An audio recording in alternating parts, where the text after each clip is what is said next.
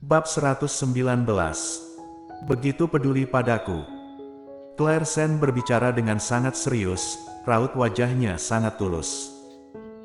Setelah selesai berbicara, dia menyadari Golden Ye sedang menatapnya, matanya terbakar, yang membuat Claire Sen sadar kembali. Setelah menyadari apa yang baru saja dia katakan kepada Golden Ye, wajah Claire Sen menjadi panas dan dia berkata dengan bingung, "Oke, kamu bisa melakukan aktivitasmu sendiri sekarang, aku ada urusan hari ini, aku pergi dulu." Claire Sen melarikan diri dan meninggalkan ruangan. Setelah turun, kebetulan bertemu Tuan Besar. Begitu Tuan Besar melihatnya, dia mengerutkan kening dan bertanya, "Caroline Sen, apakah kamu sudah bicara dengan gadis dari keluarga Han itu?" Gawat. Raut wajah Claire Sen berubah, dia hampir lupa tentang ini, dan hanya bisa berkata, "Kakek, aku jarang bertemu Sally akhir-akhir ini, aku pasti akan mewakili kakek bertanya padanya saat bertemu lain hari." Tuan Besar mengangguk sambil tersenyum, dan sebuah kilatan melintas di matanya, kesempatan untuk bekerja sama tidak dapat disia-siakan. Setelah mendengarnya, kepala Claire Sen sedikit menegang, dia mengangguk, tentu saja. Setelah meninggalkan rumah keluarga Ye, Claire Sen berpikir bahwa dia harus bergegas menghubungi Fangs Corp. Yes Corp. Claire Sen menelepon orang-orang dari Fangs Corp setelah dia pergi bekerja.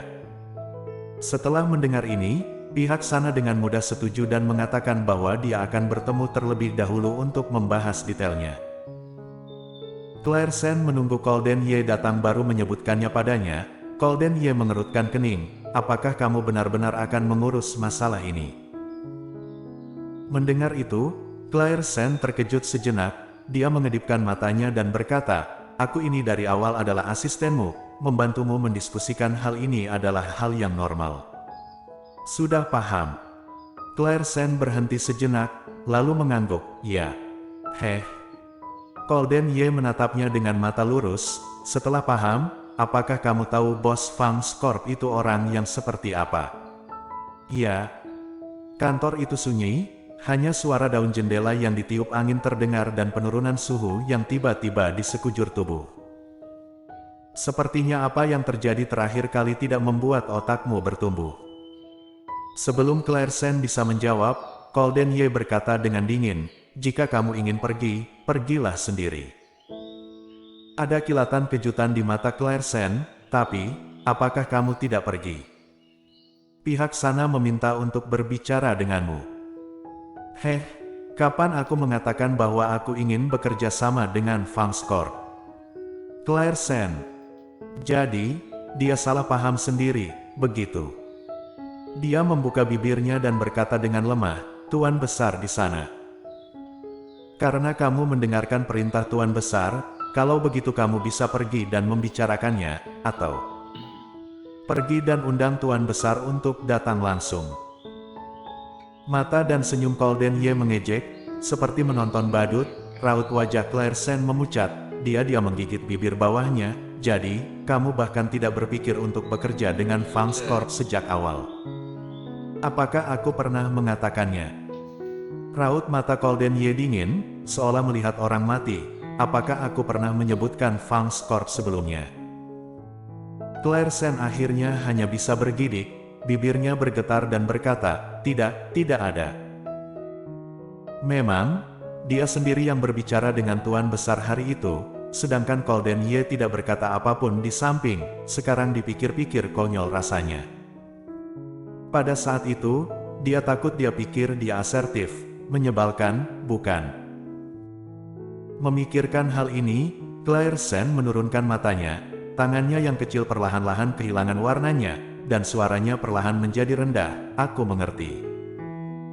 Meskipun kamu mendiskusikannya, aku juga tidak akan tanda tangan, mengerti?" Dia berkata lagi.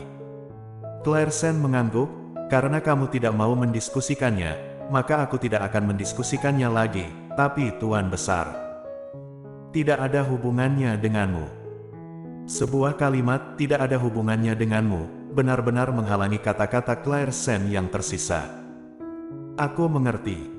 Dia mengucapkan sepatah kata, lalu berbalik dan keluar.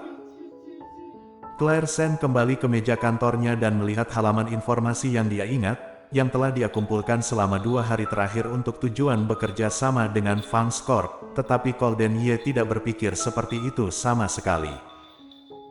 Dia mengulurkan tangannya untuk mengistirahatkan dagunya dan menatap layar komputer.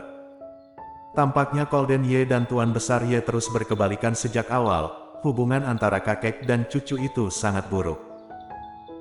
Sepertinya Golden Ye tidak suka dan tidak mau bekerja sama, sedangkan Tuan Besar Ye sangat ingin bekerja sama.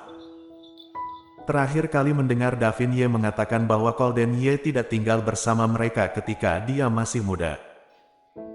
Tiba-tiba, Claire Sen menjadi penasaran dengan kehidupan Golden Ye. Ketika kesadarannya kembali, dia membuka browser dan mengetikkan keluarga Ye Kota Utara. Selama sisa waktu berikutnya, tatapan Claire Sen terus memindai informasi keluarga Ye. Keluarga Ye memiliki banyak informasi, tetapi semuanya adalah berita umum. Misalnya, setelah Golden Ye mengambil alih keluarga Ye mulai berkembang. Misalnya Golden Ye seorang cacat, dan ada banyak berita tentang Golden Ye, tetapi semuanya yang dapat dilihat Claire Sen. Pada akhirnya, ketika mata Claire Sen terlihat lelah, sebuah artikel khusus muncul di matanya. Golden Ye ternyata anak haram. Namun, judul dan isinya sangat berbeda. Pada awalnya, semua orang berpikir bahwa Golden Ye adalah anak haram keluarga Ye, dan kemudian tiba-tiba berbalik. Tiba-tiba, ditunjukkan bahwa ibu Golden Ye adalah pasangan asli, dan ibu Davin Ye adalah orang ketiga. Pasangan asli dikeluarkan dari keluarga Ye, bertahun-tahun kemudian, dia kembali ke keluarga Ye dan menetap di kursi utama keluarga Ye untuk melawan.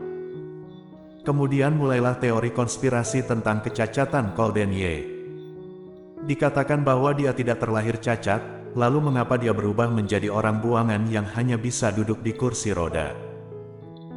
Meskipun orang yang memposting artikel tersebut tidak mengatakannya dengan jelas, kata-kata berikut memiliki makna panduan. Melihat ini, Claire Sen merasa tubuhnya sedikit kedinginan. Meskipun orang yang menerbitkan artikel itu tidak mengatakannya dengan jelas, dia juga bisa merasakan keluhan antara yang kaya dan yang berkuasa. Memikirkan kembali kata-kata Tuan Besar pada malam itu di ruang kerja, bisa dilihat bahwa Golden Ye sekarang dalam situasi keluarga Ye karena musuh menyerang dari depan dan belakang. Pikirkan lagi tentang penampilan lembut Davin Ye. Davin Ye seharusnya bukan orang seperti itu, kan? Saat dia berpikir demikian, sebuah pertanyaan dingin tiba-tiba datang dari kirinya, membuat tangan Claire Sen gemetar ketakutan. Apakah kamu hanya melihat ini selama jam kerja? Claire Sen tiba-tiba menolehkan kepalanya dengan keras, lalu melihat Golden Ye di sampingnya. Meskipun dia duduk di kursi roda, dia jauh lebih tinggi darinya. Dia melihat Claire Sen ke bawah, matanya seperti kait, bibirnya yang tipis menjadi kencang, dan ada napas dingin di sekujur tubuhnya. Tertangkap basah. Claire Sen berkedip dan menatap Golden Ye dengan polos. Bagaimana dia harus menjelaskan hal ini padanya? Aku hanya melihat-lihat. Itu memang salahnya, dia seharusnya tidak melihat hal-hal seperti itu ketika dia sedang bekerja. Ketika kata-kata itu terlontar, Claire Sen memegang mouse lagi dan hendak menutup halaman, tetapi sepasang tangan besar menutupi tangan kecilnya lebih cepat daripada yang bisa dia gerakkan, dan telapak tangan yang hangat menutupi tangan kecilnya. Claire Sen tertangkap basah. Dia mengangkat matanya, menabrak mata Golden Ye yang sedikit dalam, dan kemudian mendengar suaranya yang rendah. Dia bertanya, "Apakah kamu begitu peduli padaku?" Bersambung.